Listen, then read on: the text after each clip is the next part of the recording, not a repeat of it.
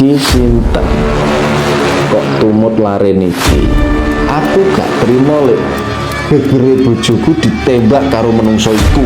Sambil menunjuk-nunjuk ke arah ayahnya Johan. Bojoku meteng, anakku boleh pangan yo orang ganggu menungso. Nyapa kok digebil. Mereka ini melihat sosok seperti yang ditemui Johan dan Mas Topan waktu berburu kala itu. Kemudian matanya merah menyala sambil membuka mulut yang lebar hingga mulutnya ini mengeluarkan suara tak tak tak tak.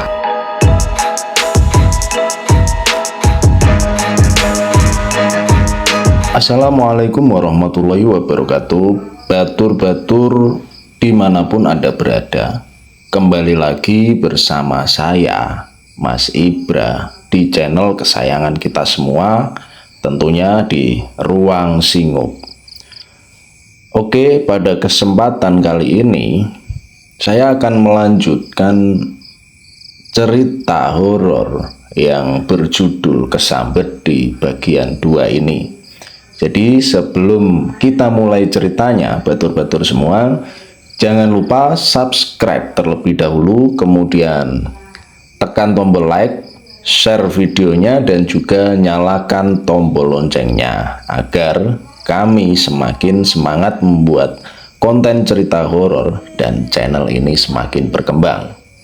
Ya, waktu itu ayah Johan ini mengajak Johan dan Mas Topan untuk pulang karena kejadian yang sudah tidak mengenakan, badannya juga sudah terasa capek. Sambil ngomong bahasa Jawa, iki ono sing gak beres.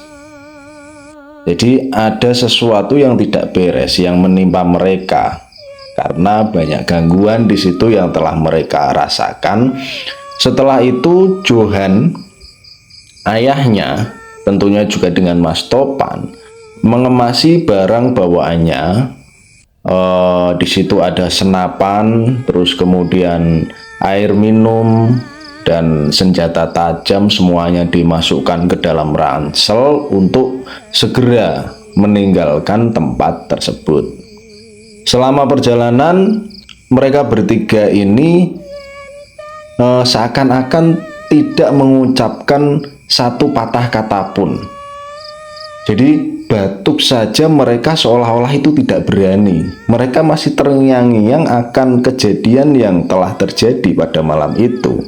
Pada waktu dia berburu, mereka itu masih shock akan sosok apa yang telah mereka temui. Jadi waktu perjalanan tidak ada kendala sama sekali. Akhirnya sampai rumahlah Johan bertiga ini kemudian bersih-bersih, mencuci kaki, cuci tangan, dan si Mas Topan juga waktu itu kepengen mandi karena badannya juga sudah terasa gatal-gatal. Kemudian sambil duduk-duduk di teras, Johan ini berinisiatif untuk membuatkan kopi ayahnya dan Mas Topan tadi agar berharap bahwa pikirannya itu bisa rileks, terus kembali tenang. Karena kejadian tadi membuat mereka bertiga seperti orang linglung.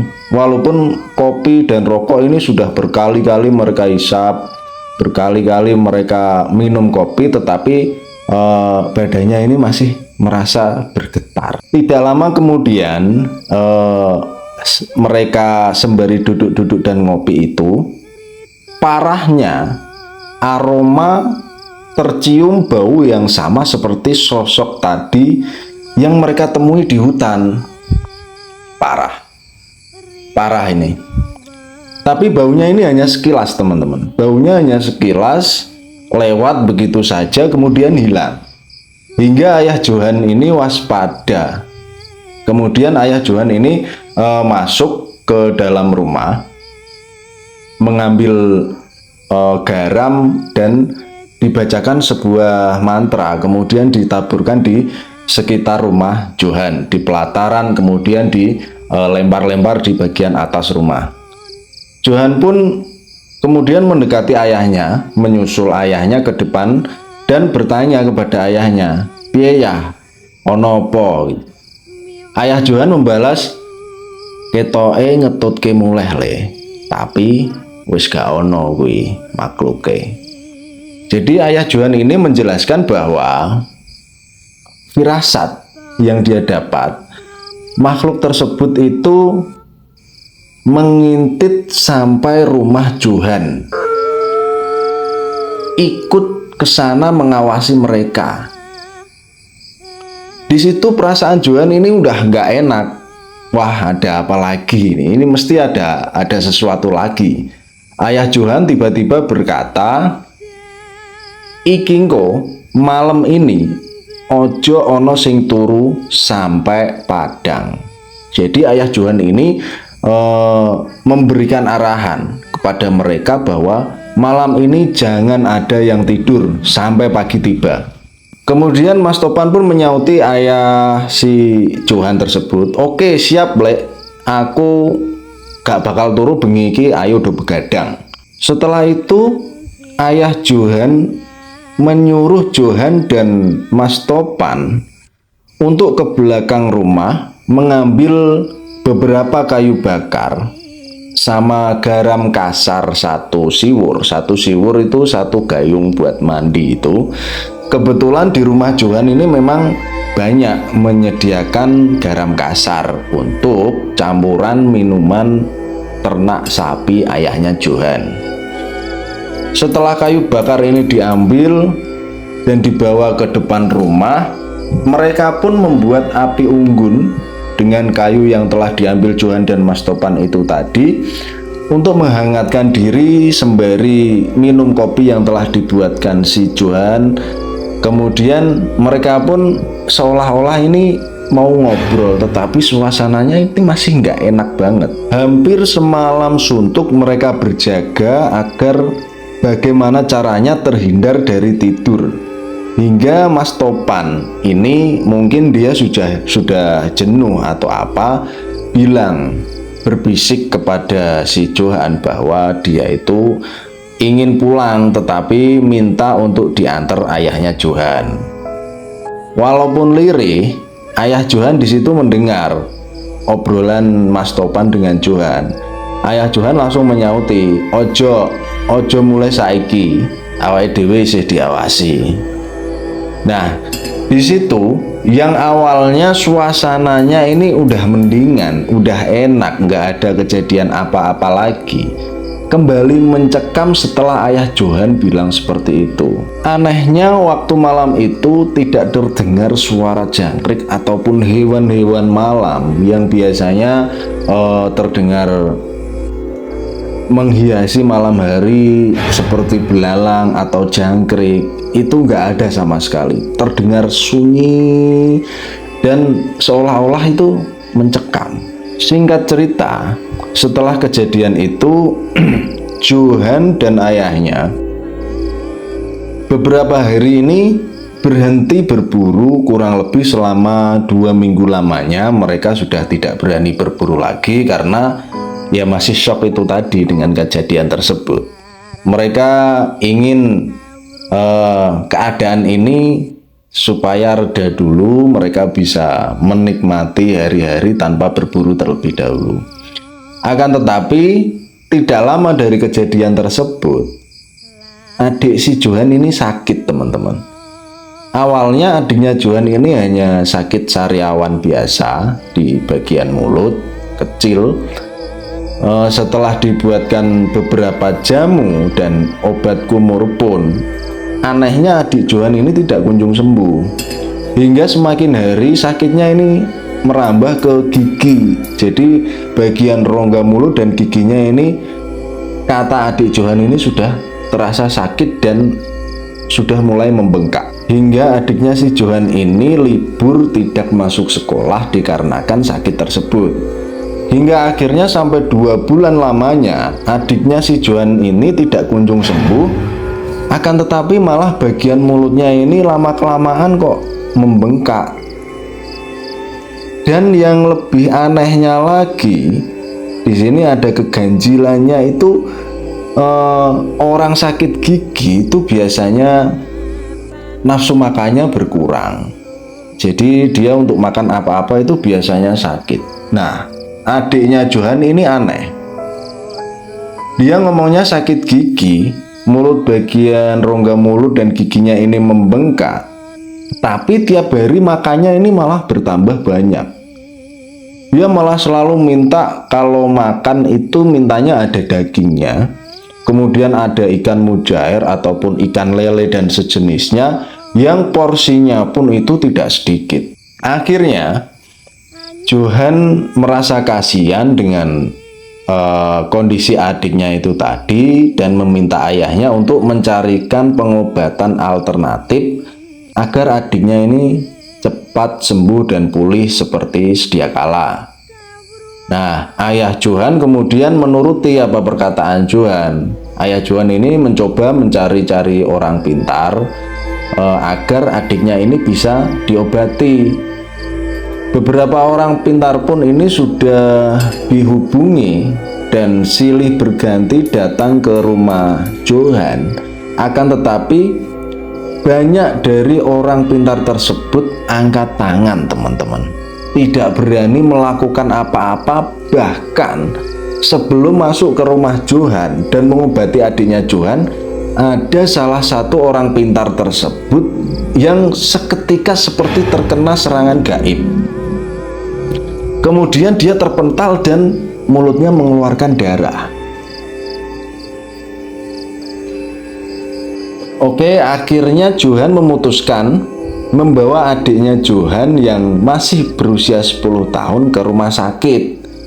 Dengan pertimbangan karena saat itu memang kondisi dan keadaan ekonomi keluarganya Johan ini agak kekurangan ya teman-teman. Tetapi mereka paksakan agar adiknya Johan ini mendapat perawatan medis. Konyolnya ini terjadi lagi. Hal-hal aneh terus terjadi karena adik Johan ini waktu itu hendak disuntik, hendak diinfus. Beberapa kali jarum suntik yang akan dimasukkan ke lengan adiknya Johan ini patah, teman-teman. Sampai 3 kali jarum suntik ini patah ketika mau disuntikan ke lengan adiknya si Johan. Dengan segala doa dari ayah Johan dan keluarga, akhirnya proses infus pun berhasil. Tetapi selang beberapa waktu, yang menjadikan perawat di rumah sakit tersebut ini heran sampai geleng-geleng kepala. Yang harusnya orang normal hanya menghabiskan 2 kantong cairan infus biasanya 1 malam atau 1 hari, namun adiknya si Johan ini dalam waktu semalaman bisa habis 7-8 kantong infus. Bayangin coba. Kejadian seperti ini pun berlangsung selama kurang lebih 2 minggu. Sampai keluarga Johan ini meminta izin kepada dokter yang menangani adiknya si Johan agar jangan sampai telat memberikan infus, karena setiap kali infus ini habis airnya, maka darah yang ada di situ itu akan naik ke selang infus dan menjadikan adik Johan ini merasa kesakitan, nangis dan menjerit-jerit waktu itu. Keanehan lain yang dialami, yang diceritakan Johan di sini, pada waktu pagi sampai menjelang maghrib, yang Johan lihat waktu itu adiknya pasti merasa lemas, kemudian aura tubuhnya, mukanya ini terlihat pucat, serta selalu keluar keringat dingin dan menggigil. Tetapi anehnya setelah maghrib, adiknya si Johan ini seolah-olah tidak merasakan sakit, teman-teman. Bahkan lebih ke seperti orang yang sehat, kemudian bisa tertawa-tawa, ceria, dan selalu minta makan dengan lauk ayam, ikan, ataupun lele. Dan kembali lagi porsinya itu tidak sedikit, bisa habis 4-5 piring porsi orang dewasa. Logikanya, dengan orang yang sakit gigi, dengan bagian mulutnya yang sudah lebam seperti itu, tidak mungkin dia bisa mengunyah makanan dengan enak, apalagi dia nafsu makannya tinggi dan lahap sekali, bisa habis 5 piring, 6 piring sekali makan waktu malam hari. Akhirnya karena selama 2 minggu dirawat di rumah sakit tersebut dan tidak kunjung ada perubahan, maka keluarga Johan ini memutuskan untuk membawa adiknya pulang ke rumah karena ya mau gimana lagi, mereka juga terkendala ekonomi dan biaya pengobatan di situ juga mahal walaupun sudah menggunakan BPJS. Waktu itu sesampainya di rumah, dari rumah sakit pulang ke rumah kisaran jam 3 sore, kondisi adiknya si Johan ini malah tambah parah. Fisiknya semakin lemas, bahkan ketika ada adzan berkumandang waktu itu, dia ini malah meronta-ronta seperti kesakitan dan matanya memerah mengeluarkan suara raman. Wah. Ayah Johan serta ibunya dan beberapa keluarga yang hadir di situ mulai panik. Kemudian mereka ini juga bingung harus melakukan apa. Hingga beberapa hari kemudian ada salah satu kerabat yang datang untuk menengok ke rumah Johan. Nah, dia itu mengusulkan karena beberapa waktu yang lalu dia memiliki kenalan orang pintar.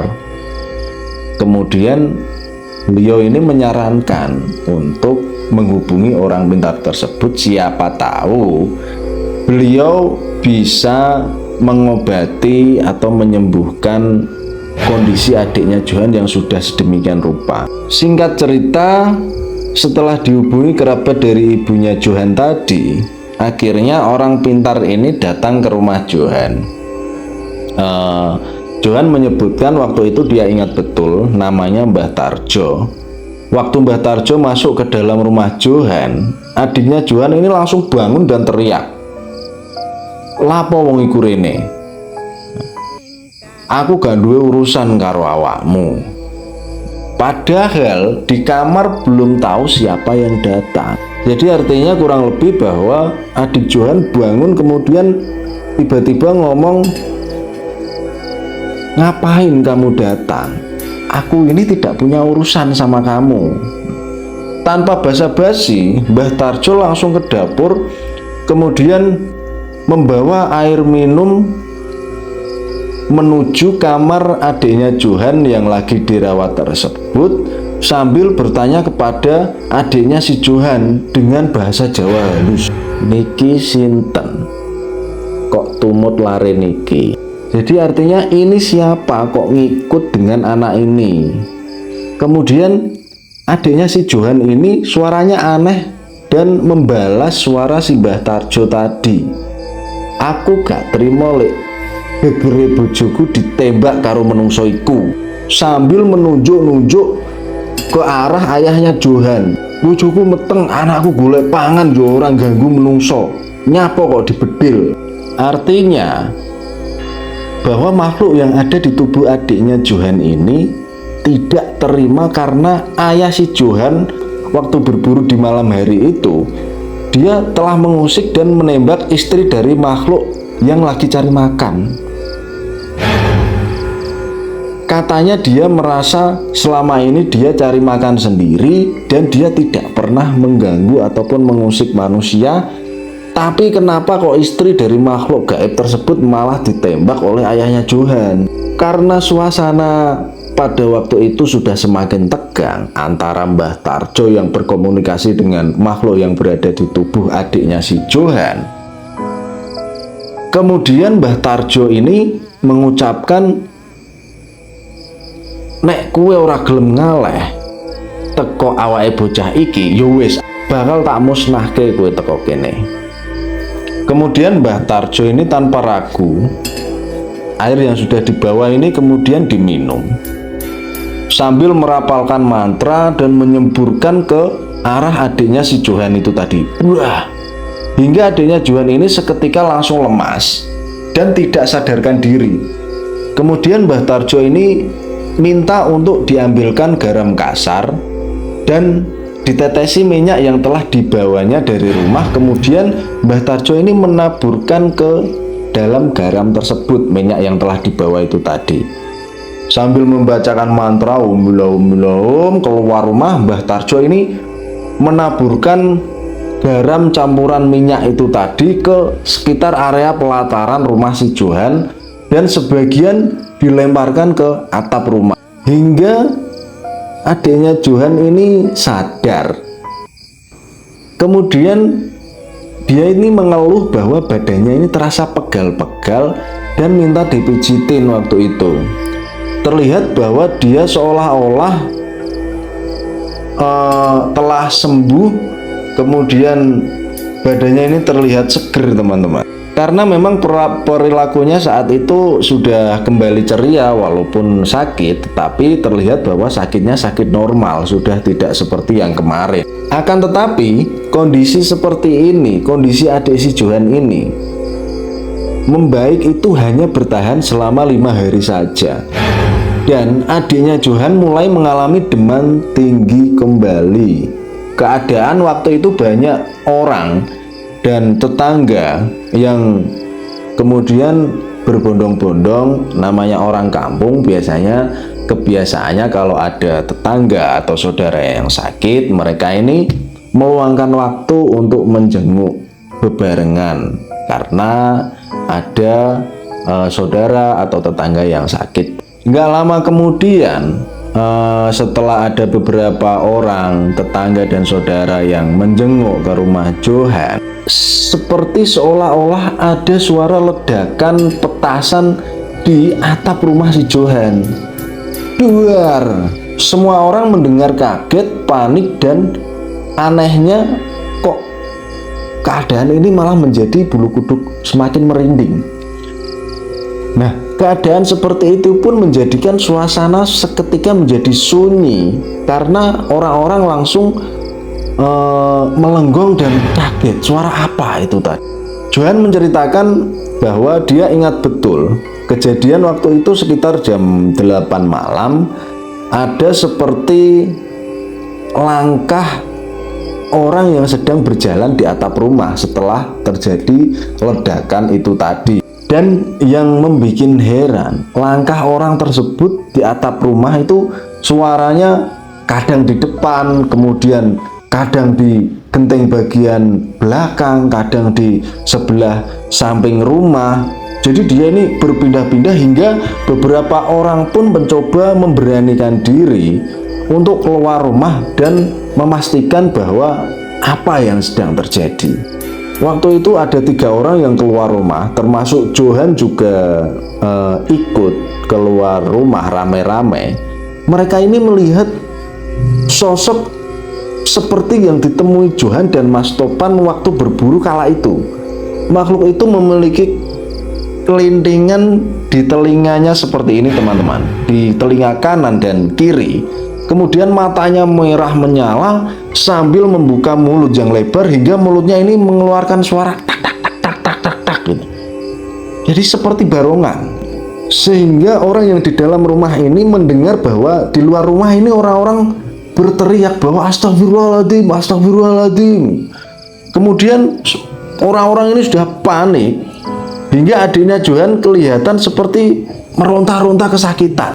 Johan yang di luar rumah pun seketika langsung loncat dan lari masuk ke dalam rumah karena mendengar adiknya ini meronta-ronta kesakitan.